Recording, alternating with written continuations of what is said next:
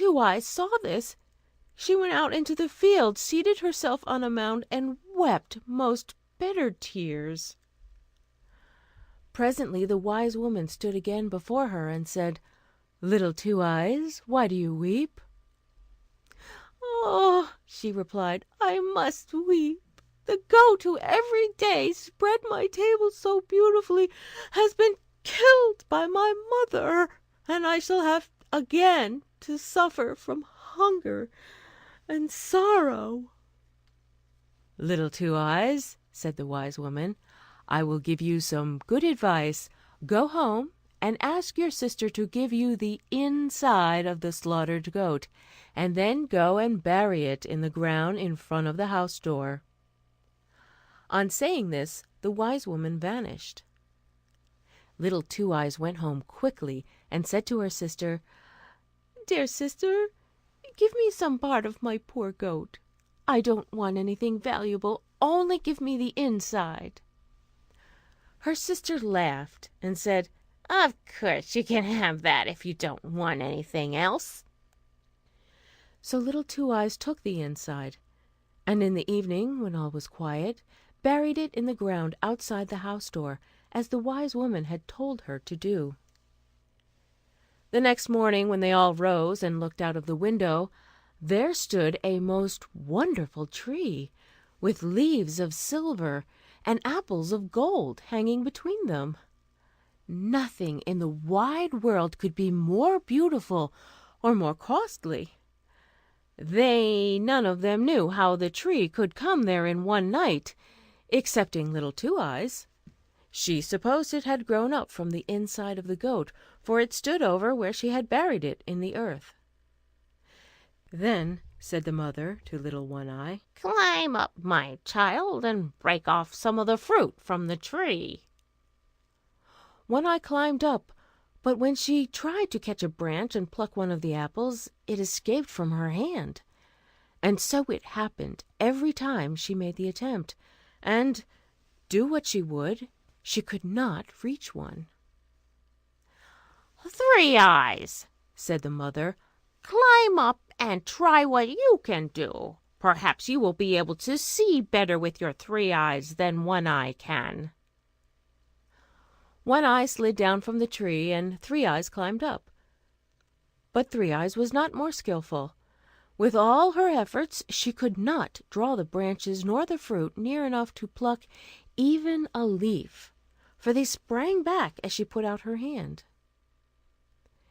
At last the mother was impatient, and climbed up herself, but with no more success, for as she appeared to grasp a branch or fruit, her hand closed upon thin air. "May I try?" said Little Two Eyes. "Perhaps I may succeed."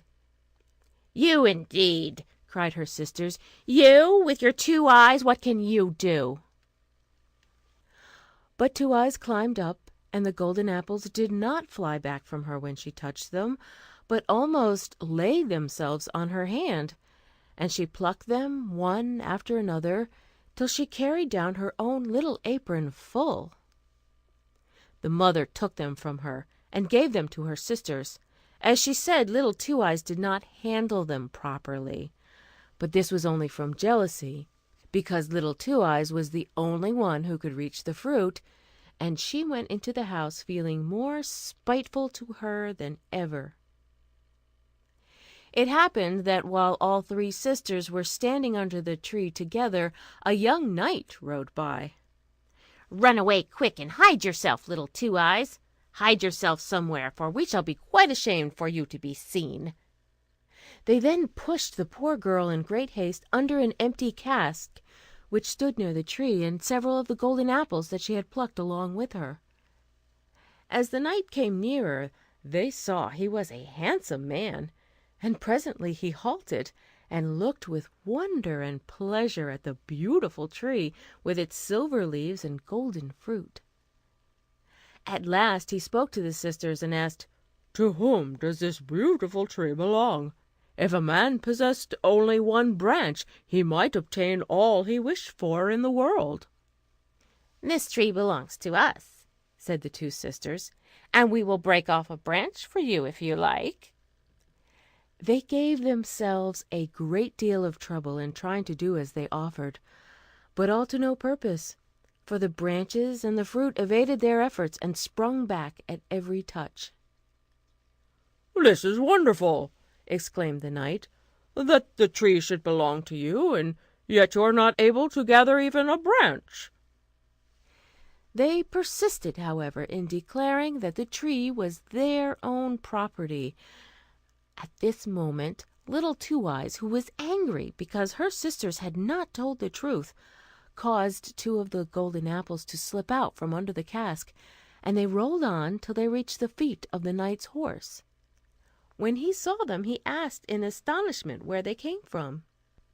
The two ugly maidens replied that they had another sister, but they dared not let him see her, for she had only two eyes like common people, and was named Little Two Eyes. But the knight felt very anxious to see her, and called out, "Little Two Eyes, come here." Then came Two Eyes, quite comforted, from the empty cask, and the knight was astonished to find her so beautiful. Then he said, "Little Two Eyes, can you break off a branch of the tree for me?" "Oh yes," she replied, "I can very easily, for the tree belongs to me." As she climbed up, and without any trouble broke off a branch with its silver leaves and golden fruit, and gave it to the knight. He looked down at her as she stood by his horse, and said, "Little Two Eyes, what shall I give you for this?" "Ah," she answered, "I suffer from hunger and thirst, and sorrow and trouble from early morning till late at night. If you would only take me with you and release me, I should be so happy." Then the knight lifted the little maiden on his horse, and rode home with her to his father's castle.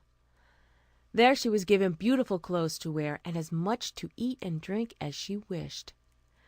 And as she grew up, the young knight loved her so dearly that they were married with great rejoicings. Now, when the two sisters saw Little Two Eyes carried away by the handsome young knight, they were overjoyed at their good fortune.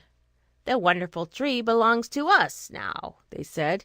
"Even if we can't break off a branch, yet everybody who passes will stop to admire it and make acquaintance with us. And who knows, we may get husbands after all." But when they rose the next morning, lo, the tree had vanished, and with it all their hopes. And on this very morning, when Little Two Eyes looked out of her chamber window of the castle, she saw, to her great joy, that the tree had followed her. Little Two Eyes lived for a long time in great happiness, but she heard nothing of her sisters, till one day two poor women came to the castle to beg for alms. Little Two Eyes saw them, and looking earnestly in their faces, she recognised her two sisters, who had become so poor that they were obliged to beg their bread from door to door. But the good sister received them most kindly, and promised to take care of them and give them all they wanted. And then they did indeed repent and feel sorry for having treated her so badly in their